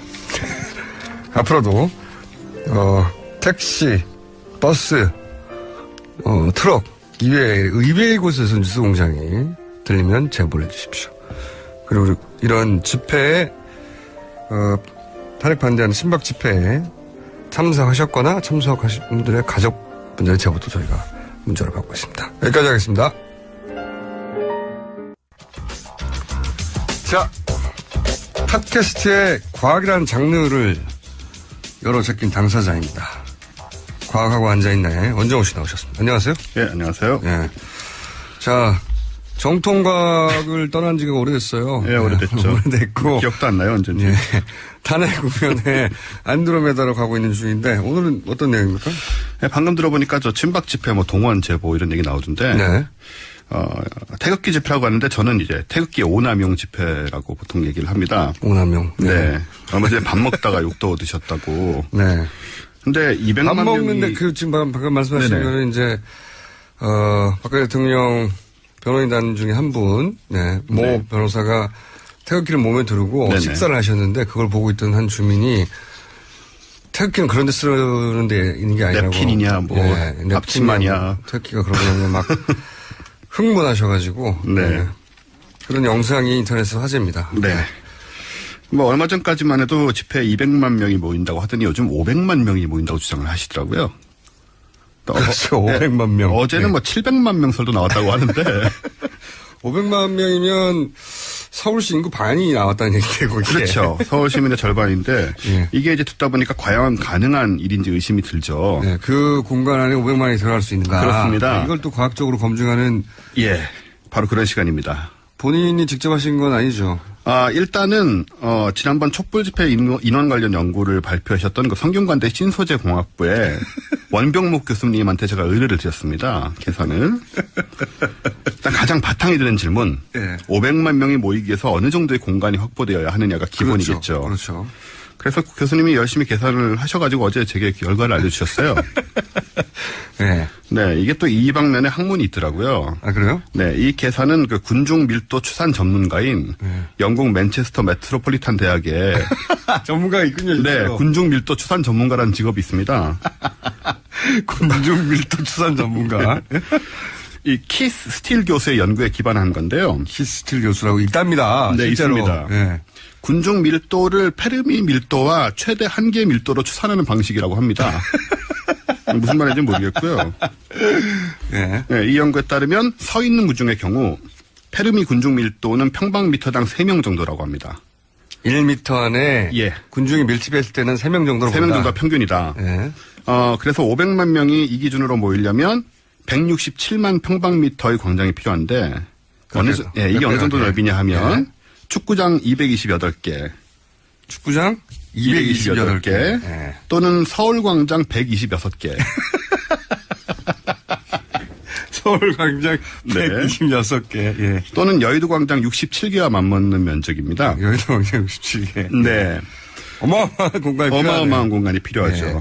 사실 사람만 서 1평방미터에 있다고 쳤어요. 네, 사람만 서 있다고 치는 거죠. 네. 근데 1평방미터라는 게 1평이 아닙니다, 이게. 그렇죠. 예, 1m, 1m 공간이니까. 사람이 이게 바짝 붙어 있는 정도예요. 상당히 바짝 붙어 있는 경우인데, 이 키스 스틸 교수의 그 최대 한계 밀도는 네. 평방미터당 5명이래요.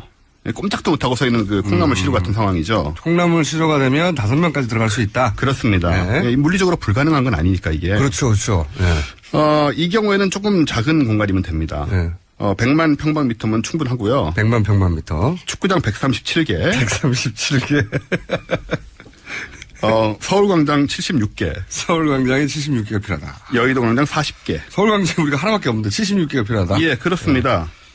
그래서 원병목 교수님은 이제 500만 명이 모이는 집회가 그 지역에서 불가능하다고 정리를 해주고 아, 계십니다. 그건 너무 당연하네요. 네. 서울광장 하나밖에 없는데 76개가 이어붙여서 빡빡하게, 그러니까 이거는 1m 안에, 가로 세로 1m 안에 5명이 서 있다는 거거든요. 거의 만원 버스에 가까운 상태죠. 그렇죠. 네. 꼼짝도 못하는 그런 상황이어도 서울광장에 76개가 이어붙여져 있어야 되는 거니까. 이게 그 공식이 존재한다는 거고. 공식이 존재하는 거죠. 네. 페르미 군중 밀도라고 하는 것입니다. 군중밀도 추산 전문가. 키스틸이요? 키스 스틸 교수요. 네. 이거 이제 외워두시면 좋겠네요.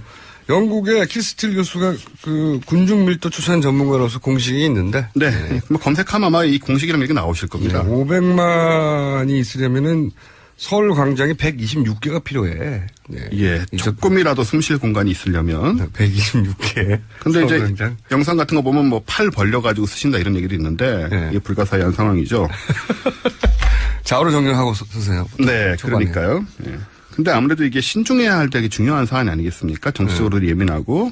그래서 혹시나 또 가능한 일이 아닌가 제가 또 여러 각도로 고찰을 해봤습니다. 그러니까 단순히 우리가 외국 전문가의 말만 믿지 말고. 그렇죠. 네, 검증을 해보자. 네, 또 교수님 같은 경우는 또 이제 학문적인 또 부담도 있고 하니까.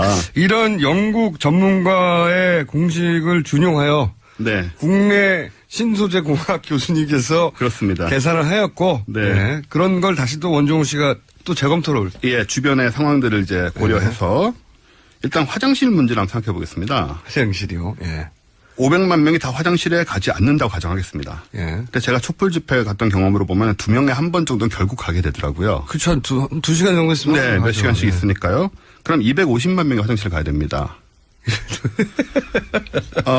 그래서 제가 그간 태극기 오남용 집회가 중심지로 삼았던 서울광장 주변하고 이런데 제 화장실을 다 검토를 했습니다. 지도를 다 갖고 왔는데요. 여기 이렇게 보시고요, 한번. 예. 자, 개방 화장실, 지금 네. 집회가 했을 때 서울시에서 이제 화장실을 개방하라고. 그렇습니다. 왜냐면은 이런 문제가 크게 발생하니까 개방하라고 요구를 했어요. 네. 그래서 보통 왜 이제 건물에서 화장실 못 쓰게 하는 경우가 많은데. 많죠.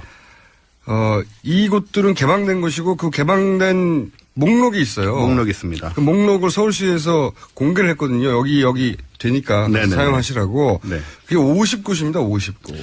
네, 사실 여기가 다 합치면요.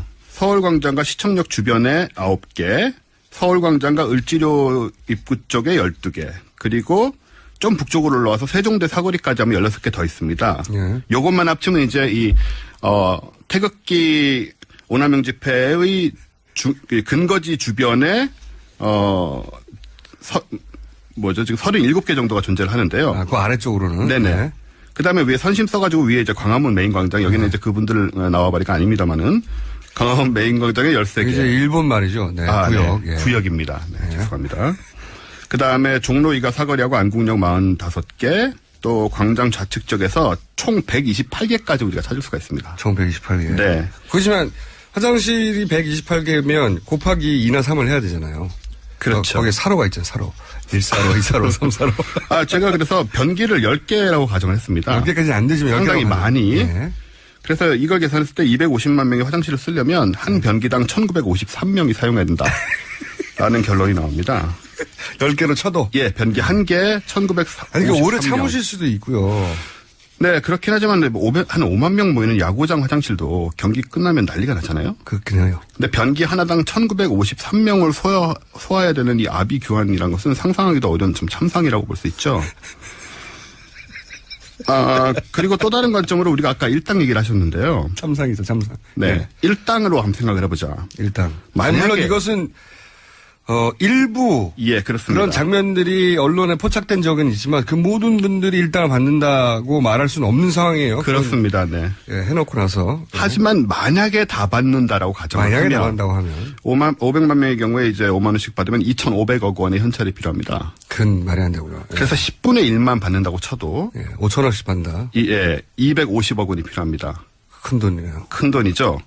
만약에 이게 그분들 말씀대로 500만 명이 모인 게 사실이라면 이 막대한 자금 출처를 또 설명을 하셔야 되는 거고요. 근데 저는 네. 적어도 버스는 동원되는 게 확실하거든요. 네네. 어쨌든 지방에서 오시려면은 그렇죠. 그 버스가 정말 많이 와요. 네. 오는데 그 버스 숫자를 다 세고 그 예. 버스를 한 대 대절. 그러니까 제가 들었던 그 서울에 오는 그런 집회에 참여한 구체적 케이스 중에 이런 게 있어요. 돈을 직접 내는 분들이 있습니다. 네. 2만 원을 내면 아침, 점심, 저녁을 주고 서울 구경을 시켜준다. 네. 라고 하는 지방 노인정에서의 홍보를 듣고 참여했던 분한테 한 다리 건너서 들은 이야기인데. 네. 그러니까 2만 원으로 커버가 안 되거든요. 버스비, 그렇죠. 버스 대절비하고 네. 식사 세끼하고 중간에 간식 커버가 안 돼요. 네. 커버가 안 되니까 분명히 추가 비용이 필요한데 그걸 이제 버스랑 곱하면 그 추가 비용만 따져도 도대체 어디서 나올까? 그렇죠. 아무튼 주장하는 수가 많아질수록 네. 그 문제가 미스테리가 되는 것이죠. 또 버스 얘기를 지금 하셔서 말씀인데요. 네. 만약에 버스로 이 인원이 다 모인다고 가정을 했을 때는 50인승 버스 10만 대가 필요하지 않습니까? 10만 대는 네. 아니고. 예. 그런데 서울 시내 모든 버스를 다 합쳐도 13,155대입니다. 이게 시내버스, 마을버스, 공항버스, 전세버스, 그리고 시티투어 버스라고 있죠? 예, 예. 그거 20대까지 합친 겁니다. 지하철도 타고 올 수 있으니까요. 네, 그래서 이 서울 시내 버스를 다 동원하면 6에서 70만 명 정도가 한 번에 버스로 한 번에 움직일 수 있어서 예. 당연히 지하철 생각을 하시게 되죠. 예. 그럼 지하철이 나머지 430만 명을 소화되지 않습니까? 예. 집회 지역 근처에 지하철역이 한 10개 남짓 있는데요. 예. 서울에 이제 지하철역이 311개가 있습니다. 예. 어쨌든 이 10개 역을 통해서 나머지 430명이 모여든다면 지하철역 하나당 43만 명씩을 소화해야 되는 건데요. 인구 43만 명의 도시로는 의정부시, 구미시, 파주시, 제주시 같은 곳이 있습니다. 제주시가 통째로 움직이는. 역 하나에서 움직여야만 가능하다는 것이죠. 아니, 그 당일날 사실 지하철. 별걸 다 계산했어.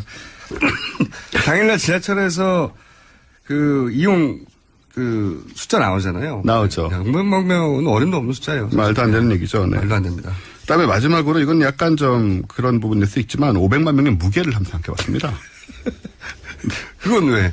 1인당 몸무게가 50kg이라고 보면 원체 많으니까 네. 500만 명이면은 2억 5천만 킬로그램, 네. 즉 25만 톤이 되거든요. 네.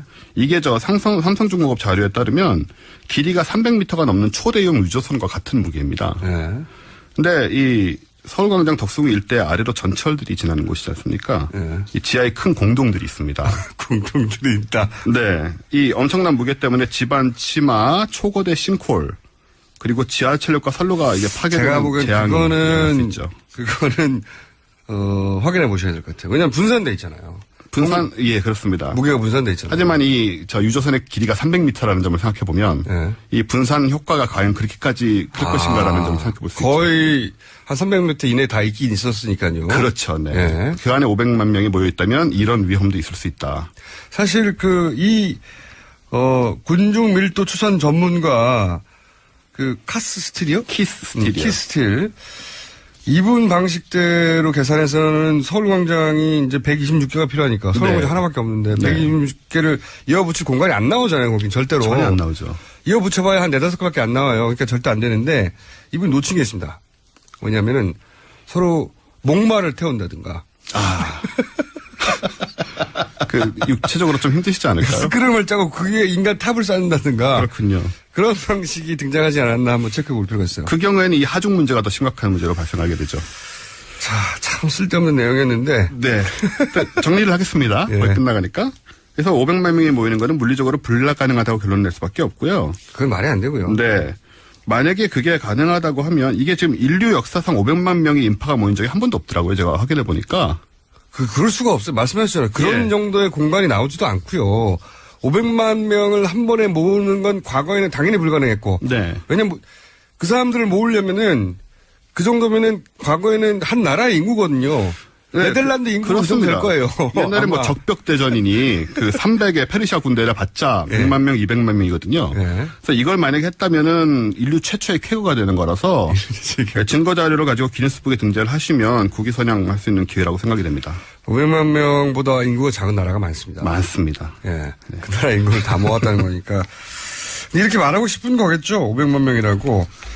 지난번 그 촛불 집회에서 100만 명 그랬었죠. 100만 명 모였다고 했을 때 그때는 실제 지하철을 이용한 그 고객 수가 100만 명에 도달했죠, 거의. 그 경우는 과학적으로 거의 뒷받침이 됐었죠. 500만 명은 아니다. 네, 이 경우는 신화라고 전설이나 신화라고 얘기하고 싶습니다. 과학이 아닙니다. 그 단순하게 생각하시면 돼요. 서울광장 126개니까 126개를 지도에서 쭉 이어서 붙여보시면 네. 서울역을 지나서 용산 가까이 갈 겁니다, 아마. 자, 제가 보기에는 이 과학하고 앉아있네가 아니라 계산하고 앉아있네로 바꿔야 돼요. 네. 프로그램 제목을. 앞으로 계산할 일이 또 등장하지 말아야 될 텐데. 네, 다음 주부터 이런 얘기 안 할 수 있었으면 좋겠습니다. 자, 지금까지 원종우 씨였습니다. 예. 저는 김원준이었습니다. 당연히 내일 또 뵙겠습니다. 안녕!